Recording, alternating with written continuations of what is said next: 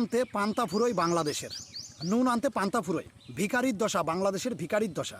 আর সেই জায়গায় ডক্টর মোহাম্মদ ইউনূসকে যারা ভালোবাসে, বাংলাদেশে ডক্টর মোহাম্মদ ইউনূস নোবেলজয়ী প্রধানমন্ত্রী, এই মালটাকে যারা ভালোবাসে তারা বলছে কিনা যে ডক্টর মোহাম্মদ ইউনূসের এত টাকা আছে, ভারতের মতন 3টে দেশকে কিনে ফেলে দেবে। মানে ডক্টর মোহাম্মদ ইউনূসের কত টাকা ভাই? তাহলে ভারতের মতন যদি 3টে দেশকে ডক্টর মোহাম্মদ ইউনূস কিনতে পারে, তাহলে বাংলাদেশ কি ঘন্টা বাজাচ্ছে নাকি?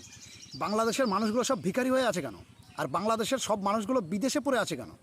তাদেরও দেশে নিয়ে আসতে বল। তোদের ডক্টর মোহাম্মদ ইউনূসের যদি এতই টাকা, গ্রামীণ ব্যাংক দিয়ে এতই টাকা, তাহলে সেই মালটা কেন বিদেশ থেকে বিদেশে যেতে দিচ্ছে তোদের বাংলাদেশের মানুষকে? বল না দেশের মধ্যেই কাজ দিতে, তাদের সবাইকে বড়লোক করে দিতে বল। আবার কিছু কিছু মানুষ বলছে ডক্টর মোহাম্মদ ইউনূস বাংলাদেশের প্রধানমন্ত্রী হয়েছে, এবার বাংলাদেশ দুবাই হবে। ভাই দুবাই বানা আগে বাংলাদেশকে। আমি